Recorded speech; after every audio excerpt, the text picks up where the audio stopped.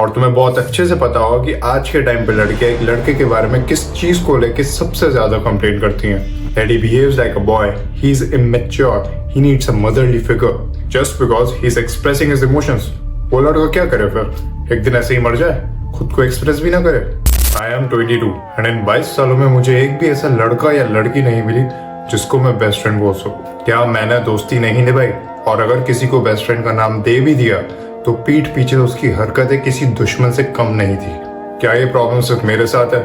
मुझे नहीं लगता, क्योंकि ये प्रॉब्लम मैंने जेन ज़ीज में देखी है। मैं अपनी लाइफ का एक्सपीरियंस रिगार्डिंग फ्रेंड्स आज तुम्हारे साथ शेयर करता हूँ। कहानी शुरू होती है 14 साल पहले, जब मैं अपनी फैमिली के साथ एक दूसरी सिटी में शिफ्ट हुआ और मेरे स्कूल के जितने भी दोस्त थे उनसे कनेक्शन टूट गया, क्योंकि वो एक मजबूरी थी।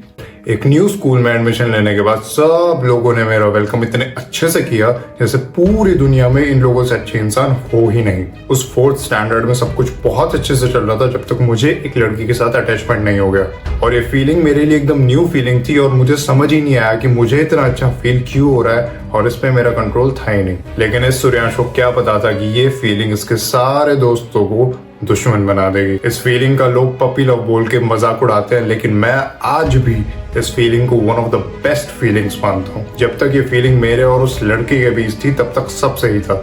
जैसे ही इसकी खबर मेरे आसपास लोगों को पता पड़ी, मेरे दोस्त छोड़ो, मेरे टीचर्स भी मुझसे फुल टाइम दुश्मनी निभाने लगे। जिनको मैं दोस्त बोल रहा था वो दोस्त नहीं, एक्सपर्ट्स थे किसी की लाइफ के one of the worst experiences को क्रिएट करने में।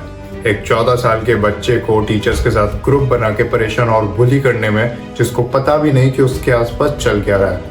और जाहिर सी बात है, जिस सूर्यांश को पता ही नहीं कि उसके आसपास चल क्या रहा है, वो एकदम से थोड़ी सबको इग्नोर करने लगेगा। वो लोगों से बात करके सिर्फ इतना समझना चाह रहा था कि वो गलत है। लेकिन जब मैंने इन लोगों से बात करके दोस्ती निभाने की कोशिश की, तब सिर्फ मेरा इतना मजाक उड़ाया गया कि मेरी कोई सेल्फ रिस्पेक्ट बची ही नहीं। और ये मैंने तब तक सहा जब तक मुझे समझ नहीं आया कि अपनी इमेज प्रोटेक्ट करनी होती है अपनी सेल्फ रिस्पेक्ट को आगे रख के। और जिस दिन मुझे ये समझ आया उस दिन मैंने लोगों को इग्नोर करना शुरू किया। लेकिन स्कूल में बच्चों को समझ थोड़ी होती है किसको किस हद तक परेशान करना है और किस हद तक नहीं। मेरे इग्नोर करने के बाद भी ये लोग मुझसे आगे से बदतमीजी करते थे, क्योंकि इनको सपोर्ट करते थे टीचर्स।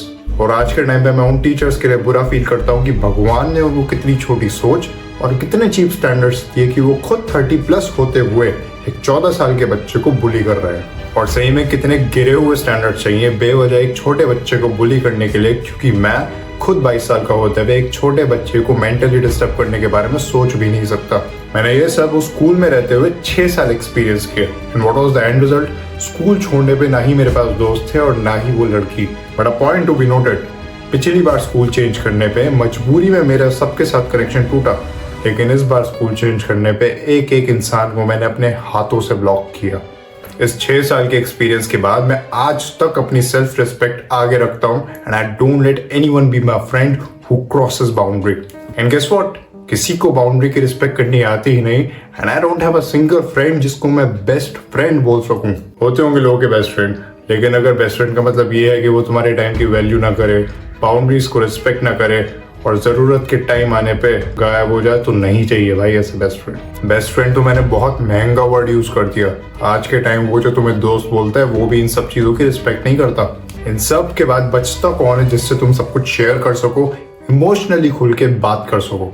तुम्हारी पार्टनर अगर है तो। और तुम्हें बहुत अच्छे से पता होगा कि आज के टाइम पे लड़के एक लड़के के बारे में किस चीज को लेके सबसे ज्यादा कंप्लेन करती हैं। That he behaves like a boy, he is immature, he needs a motherly figure just because he is expressing his emotions.